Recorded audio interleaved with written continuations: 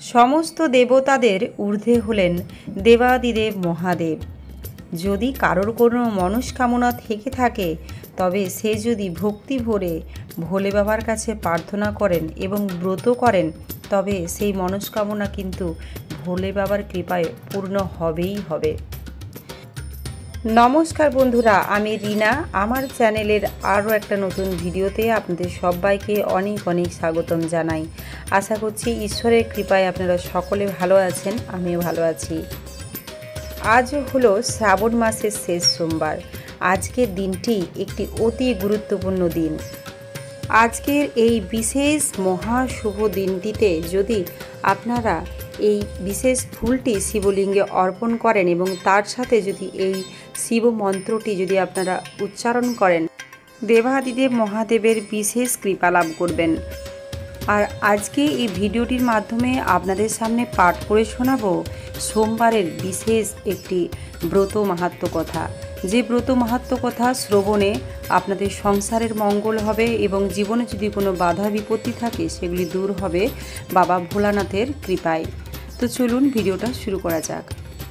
প্রথমেই জেনে নেব কোন সেই ফুল, যেই ফুল আজকের দিনে আপনারা শিবলিঙ্গে অর্পণ করবেন এবং আপনারা ঈশ্বরের কৃপা লাভ করবেন।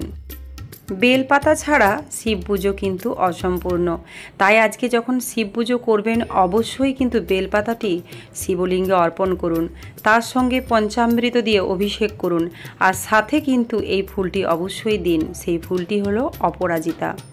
অপরাজিতা ফুল হলো হরপার্বতীর অত্যন্ত একটি প্রিয় ফুল। দেবাদিদেব মহাদেবের আরেক নাম নীলকণ্ঠ, তিনি হলেন নীলকণ্ঠ। তাই এই অপরাজিতা ফুলের রঙও কিন্তু নীল। আর শিব বাবার এই অতি প্রিয় ফুলটি আজকে কিন্তু যেন অর্পণ করতে ভুলবেন না। যেখান থেকেই হোক আপনারা কিন্তু যদি এই ফুলের সন্ধান পান, ফুল সেই সংগ্রহ করে আপনারা কিন্তু শিবলিঙ্গে এই ফুল অর্পণ করুন।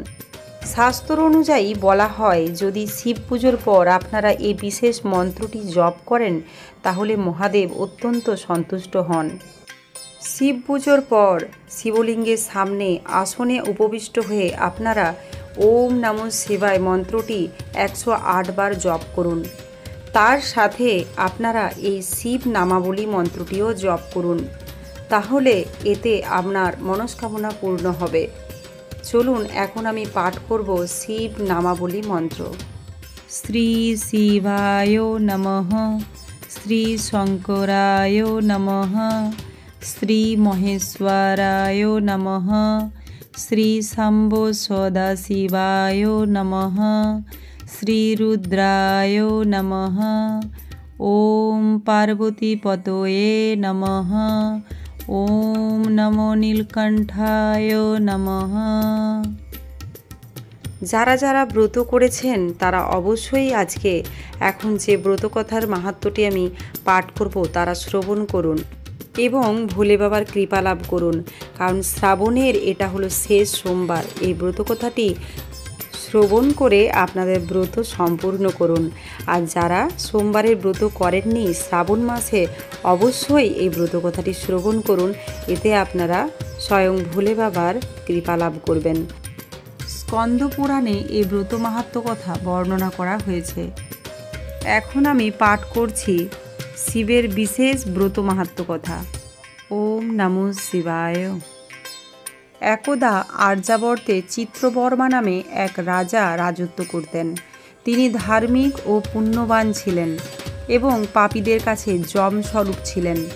একদা তার স্ত্রী এক বরাননা কন্যার জন্ম দেন।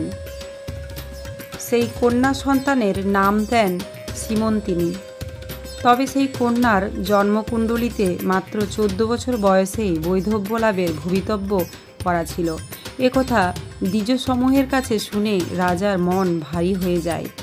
কালক্রমে যখন সেই কন্যা বড় হয় তখন সেও তার ভাবী বৈধব্যের কথা শুনে ব্যাকুল হয় এবং যাজ্ঞবল্ক্য মুনির স্ত্রী মৈত্রেয়ী দেবীর শরণাপন্ন হন এবং তিনি হরগৌরীর পুজো করার পরামর্শ দেন। তিনি রাজকন্যা সীমন্তিনীকে আরও বলেন উপোস করে স্নান করে বিরজা স্বরে এক মনে প্রতি সোমবার শিবের আরাধনা করতে এরপর সেই কন্যা প্রতি সোমবার সেই মতো আরাধনা করতে শুরু করেন। অতঃপর সীমন্তিনীর বিবাহ মহারাজ নলের বংশধর চন্দ্রাঙ্গদের সঙ্গে সম্পন্ন হয়। এরপরে একদিন ভবিতব্য অনুযায়ী দৈববশত কালিন্দী নদীতে নৌকা ডুবিতে চন্দ্রাঙ্গদ জলে তলিয়ে যান। সতী সীমন্তিনী এত কিছুর পরেও সোমবারের ব্রত পরিত্যাগ করেননি। এভাবে 3 বছর কেটে গেল। একদা চন্দ্রাঙ্গদের বৃদ্ধ পিতা ইন্দ্রসেন শত্রুদের আক্রমণের ফলে সিংহাসনচ্যুত হলেন এবং কারারুদ্ধ হলেন। এরপর শুরু হয় আসল ঘটনা। জলে নিমজ্জিত সেই রাজপুত্রের মৃত্যু হয়নি। সে চলে যায় পাতাল লোকের নাগলোকের দিকে। এরপর তাকে নাগকন্যারা নিয়ে যায় নাগরাজ তক্ষকের কাছে। এরপর নাগরাজ তক্ষক তার পরিচয় জানতে চাইলে তিনি নিজেকে নলের বংশধর মহারাজ চন্দ্রাঙ্গদ নামে পরিচয় দেন এবং সর্বোপরি তিনি নিজে যে একজন শিব ভক্ত সেটাও তিনি পরিচয় দেন এবং তিনি অতীতের সমস্ত ঘটনা সেখানে ব্যক্ত করেন। তাহার মুখে শিব মাহাত্ম্য এবং শিবতত্ত্বের সমস্ত বিবরণ শুনে নাগরাজ তক্ষক অত্যন্ত সন্তুষ্ট হন এবং চন্দ্রাঙ্গদের অনুরোধে যথাযথ উপহার সমেত কামগামী অশ্বের সাথে তাকে ভূলোকে প্রেরণ করেন। ভূলোকে এসে চন্দ্রাঙ্গদ প্রথমে নদীর ধারে স্নান করতে আসা শোককাতর মলিন চেহারাধারী সীমন্তিনীকে দেখতে পান, কিন্তু নিজ পত্নীকে এরকম অবস্থায় দেখে তিনি চিনতে পারেননি। তখন রাজা চন্দ্রাঙ্গদ সীমন্তিনীকে তার পরিচয় জিজ্ঞাসা করেন। প্রত্যুত্তরে রাজকন্যা তখন রাজকুমারকে তার বৈধব্য শোক ও পতিবিরহের বিহ্বলতার কথা তিনি শোনান। রাজকুমার নিজ প্রেয়সীর এসব কথা শুনে অত্যন্ত দুঃখিত হন এবং রাজকুমারীকে বলেন তার পতি খুব শীঘ্রই তার কাছে ফিরে আসবেন। এই কথা বলে তিনি নিজ রাজ্যে পৌঁছে নিজের মাতা পিতা ও নিজের মাতৃভূমিকে মুক্ত করতে নিজের রাজ্যে গমন করেন। তার আগমনের কথা শুনে এবং নাগরাজ তক্ষকের সঙ্গে তার সুসম্পর্কের কথা শুনে শত্রুপক্ষ ভয়ে তার পিতামাতা এবং তার রাজ্য ফিরিয়ে দেন। এরপর রাজা তার পুত্রকে পুনরায় ফিরে পেয়ে অত্যন্ত আপ্লুত হন এবং তারা উপলব্ধি করেন যে এই অলৌকিক ঘটনার পিছনে রয়েছে এক সতী নারীর শিবভক্তি।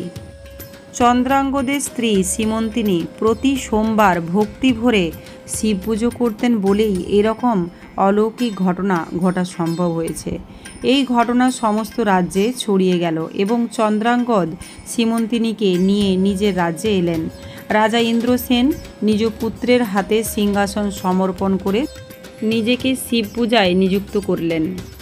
এরপর থেকেই মর্তলোকে ছড়িয়ে গেল সোমবারে শিব পূজার ব্রত মাহাত্ম্য কথা। ওম নমো শিবায়। আপনারা সকলে এই ব্রত মাহাত্ম্য কথাটি শ্রবণ করে বুঝতে পারলেন শিব আরাধনার কতটা ফল পাওয়া যায়।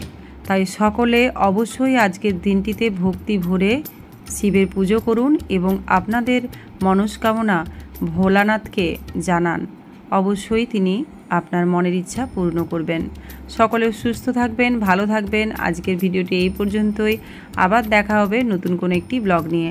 আর অবশ্যই আপনারা কিন্তু আমার ভিডিওটিকে একটি লাইক করে দেবেন আর কমেন্টে আজকে লিখতে ভুলবেন না ওম নমঃ শিবায় অথবা হর হর মহাদেব।